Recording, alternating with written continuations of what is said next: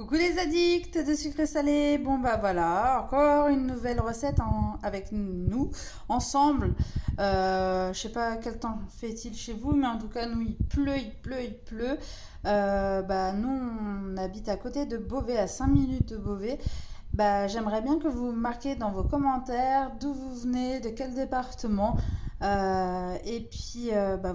N'oubliez pas en tout cas de vous abonner sur ma chaîne YouTube Les Moments d'Amélie.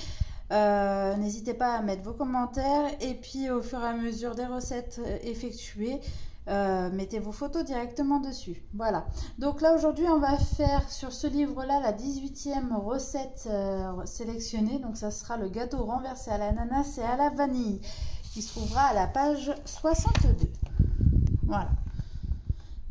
Alors oui, effectivement, je me marque beaucoup de choses sur les livres parce que voilà, je suis boulangère pâtissière, donc je sais aussi qu'il y a certaines choses qui font perdre du temps, ou du moins ça donne cet aspect-là, voilà, de gâteau, où sur le côté ça va être cramé, au lieu de bien le démouler et que ça soit moins foncé. Donc il y a eu plusieurs petites choses sur cette recette qui vont changer, donc, mais pas les ingrédients spécifiques, d'accord ? Donc, nous, on va travailler avec le fouet et non la feuille. D'accord? Il faut quand même battre et qu'il n'y ait pas de grumeaux dans cette recette-là. Donc, pour ça, il faudra soit un ananas, soit une boîte d'ananas directement. Ensuite, il faudra 100 g de sucre en poudre, d'accord? Dans un moule à manquer directement. Ensuite, il faudra 3 œufs. Ensuite, 12 centilitres d'huile. Donc eux ils disent huile d'olive. Personnellement pour un gâteau je préfère l'huile de raisin ou soit l'huile neutre qui veut dire l'huile de tournesol. D'accord? Ensuite il me faudra un sachet de sucre vanillé que j'ai mis directement dans le sucre. Ensuite il vous faudra 275 g de sucre blond ou soit de cassonade.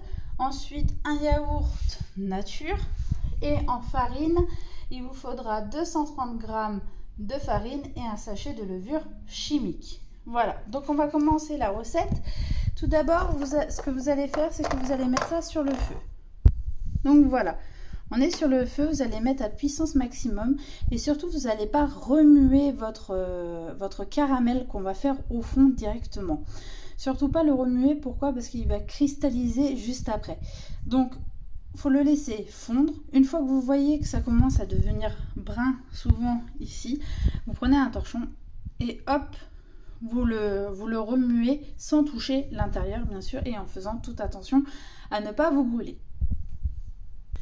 Pendant ce temps que c'est en train de cuire directement, ce qu'on va faire, c'est qu'on va commencer à mettre dans le batteur les œufs,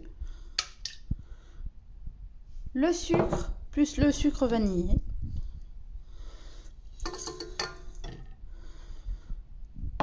ensuite, on va rajouter le yaourt nature.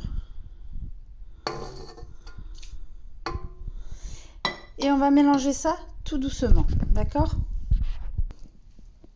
Donc, à vitesse 4, ça suffit largement. Juste le temps que ça soit bien mélangé.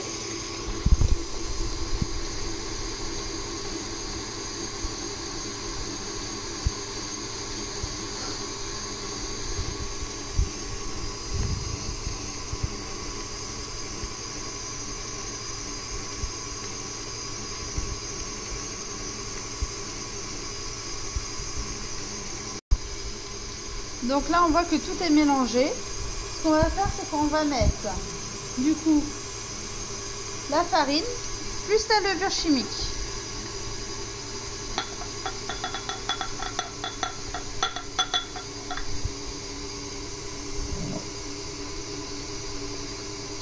On attend un petit peu que ça se mélange bien. Et on va commencer à mettre l'huile. Tout doucement parce que ça peut éclabousser. Même si c'est pas chaud, une tache de gras c'est un petit peu embêtant. Voilà, donc on attend que la préparation soit bien mélangée. Vous faites bien attention à votre caramel qui est sur le feu, surtout.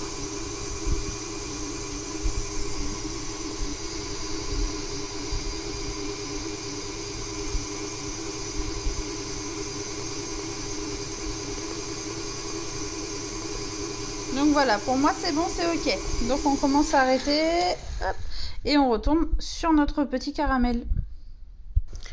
Donc mon caramel, moi il est cuit, ça y est. Donc il a bien la couleur brune. Voilà. Donc il faut attendre un peu que ça refroidisse. Des fois il y a des petits morceaux encore qui sont là. D'accord. Faites attention, c'est très chaud. D'accord. Donc ensuite, vous allez prendre votre tranche, vos tranches d'ananas. D'accord. Hop, et vous allez un peu étaler. Hop, et vous allez mettre vos tranches directement dans le plat. En essayant de bien coller et pas vous brûler surtout.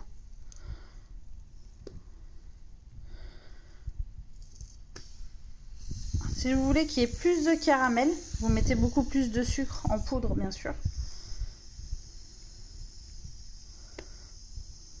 Hop. Hop là. D'accord. Et maintenant, vous allez mettre la préparation qui est dans votre robot directement dans votre moule.